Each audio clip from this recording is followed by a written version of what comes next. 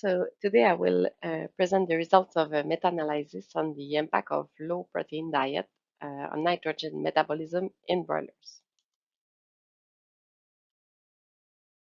United Nations Sustainable Development Goal, which is called the 21st Century Protein, refers to the provision of universally accessible, affordable, safe, and sustainable protein. The production of sustainable animal protein requires competitive pricing, high-quality product, and a shrinking or even not growing environmental footprint. Agriculture is responsible of 10% of the greenhouse gas at Canadian level, with poultry representing 6% of these emissions. Approximately 50% of the environmental impact comes from feedstuff production, with nitrogen the main nutrient involved. Meat production depends on high protein diet, with the major source worldwide being the soybean meal. The availability of synthetic amino acid makes it possible to meet the nutritional requirement of chicken and theoretically reduce the content of crude protein. However, this requires a fine control of the amino acid requirement to control the factor modulating the response of animal to these amino acids, and also to control the factors that are confounded with the decrease in dietary crude protein. Besides its unequivocal impact on nitrogen excretion, the low crude protein strategy has also been reported to reduce water consumption, which impact the litter moisture that is tightly linked to foot path dermatitis and also some microbial challenges due to litter moisture. However, in broilers, the low crude protein strategy is inconsistent in terms of growth performance. By allowing to identify trends and outcomes in multiple studies to draw conclusions based on results of a wide range of experiments, meta-analysis tool has been used to characterize the nutritional strategy followed in literature in low crude protein studies, and also to quantify the impact of this strategy on growth performance, nitrogen balance, uric acid, daily water consumption, litter moisture, and foot path dermatitis, as well as their main modulating factor other than crude protein. Today, I will not talk about the growth performance because this part is still ongoing. As material and method, so the studies published after 1990 and since 2018, including the keyword broilers, poultry, and protein, were recorded. All dietary nutrient profiles were recalculated based on feedstuff table. Given that only few studies have performed classic nitrogen balance, the nitrogen balance parameter were calculated according to literature. Here is the Prisma diagram. So following the research of the publication and the criteria of inclusion, we have a database of 56 publications that reported low crude protein treatment as well as a control, and that have also fixed energy within experiment. We also want to have a fixed lysine within experiment to study the nitrogen balance. So we have 41 publications in that database. And we have smaller database to study daily water consumption, litter moisture, and uric acid.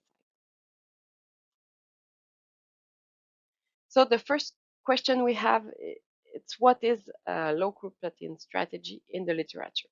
So we can see here that is really a decrease of soybean meal to reduce crude protein.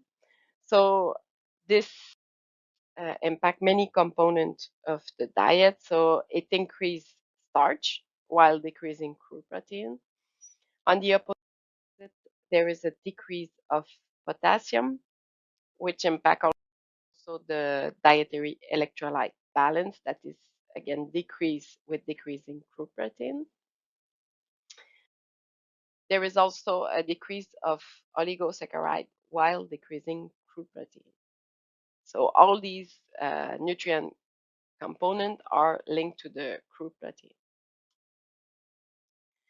So the second point was to quantify the impact. So here the nitrogen utilization efficiency. So as expected, there is an increase of the nitrogen retention efficiency while decreasing crude protein.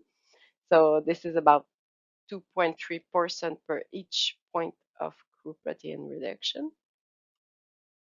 Regarding litter quality, so we can see that there is a systematic decrease of the litter moisture when the crude protein was reduced, and this is about 4% per point of crude protein reduction. So this is probably to link with the food path dermatitis score that are also decreased with decreasing the crude protein. Then this impact on litter moisture appears to be the results of a systematic decrease of daily water consumption while decreasing crude protein. So what are the underlying mechanisms? It is known that protein in excess in birds must be catabolized and excreted through the kidney in the form of uric acid, which imply higher water consumption and thus urinary flows. But in addition, we have seen that when we reduce soybean meal, we also reduce the potassium. That is also known to have an impact on water consumption. Now, regarding the avenues to be explored following the meta-analysis, in the database, we have other criteria that has been reported, but not in a large quantity, but there is some point interesting. So we have observed an increase of the abdominal fat when we decrease the crude protein. So this has to be understand better. There is also an increase of plasma glucose in some experiments while decreasing the crude protein. So perhaps this has to be linked with the abdominal fat. So this is again to be further explored. There is also a reduction of the plasma uric acid, which can be expected, but in some publication there is an increase. So again, this has to be further studies. And interestingly, the uric acid has antioxidant properties. So is there an increase of the oxidative stress when we decrease the crude protein? So this is another point to study. So with the main goal of uh, identifying the element of success of the low crude protein strategy, so we have seen that there is dietary factors that are linked to the reduction of crude protein. And importantly, we have to fine tune the amino acid. We have to control the mineral profile. And is there other thing to control energy? Is there a relation of energy with the abdominal fat? So these are things that we have to further study. And there is also an impact on the metabolic status of the animal. Many nutrients are involved, so probably many metabolism are modified, so the protein to energy ratio. And there is also interrelationship between nutrient and absorption that has been further studied and understand in the low crude protein strategy. So all these are ongoing. So thank you for your attention, and I may answer any question you have. Great, thank you, Marie-Pierre. Interesting work. And in fact, it's generated some interest in the question session. The first one is, have you published the results, and how can I have access to more details about this work? It has been submitted, so we are now reviewing the comments, so it will be published soon. All what I present today. So okay, great. from a practical standpoint, how much can the protein be reduced in a typical broiler diet, for example? I cannot answer yet. We are looking at the growth performance. So what we realize in this database, we have the growth performance in every experiment, but one of the problem is that we have about 15% of the experiment that follow the amino acid requirement. Mm-hmm. So it's difficult to assess the effect of crude protein like that. But we are now updating this database, and between from 2019 we will enter 60 new publications. So because it's a subject of interest. So and in these publications, many of them focus on the amino acid profile. So I think we will have better information and more data to answer the, because when we look, we see a clear decrease in growth performance, but sometimes there is an amino acid that is missing, so it's difficult to conclude. But it's an objective that we have. Mm-hmm.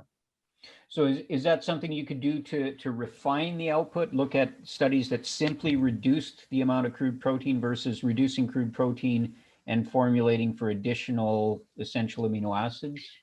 Yes, we will do a different sub-database to assess, okay, when we control the amino acid, there is no reduction of growth performance, or even if there is, it will be linked to other nutrient or component that we change with the reduction of crude protein. Okay. Have you looked at all at the economic impact of reducing crude protein?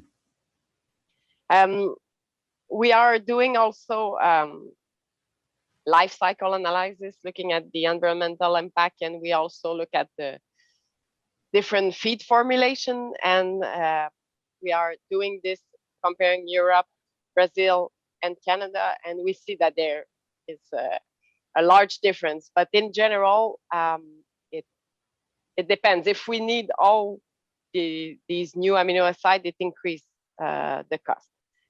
But we have positive effect on wet litter and other health that I think we have to look at more and find the balance. I think it can be a strategy, a bit costly, but with a lot of advantage, Mm-hmm. especially while reducing the antibiotic use.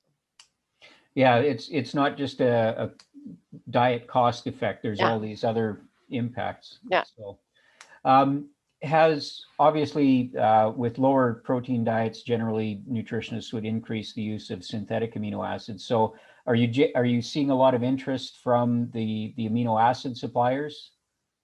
Yes, there is a lot of interest on that topic, and to understand, because they have done many trial, and we compare. I work also in growing pigs, and in growing pigs it worked quite well on growth performance. So we have to understand what is the difference, or what is the bird really different than the growing pigs on nitrogen. Yes, I think there is some difference, but okay. We've got a few minutes, so I'm just I'm following up on some questions that I have. So, no problem. Are you also going to look at other types of poultry, so laying hens or turkeys or broiler breeders?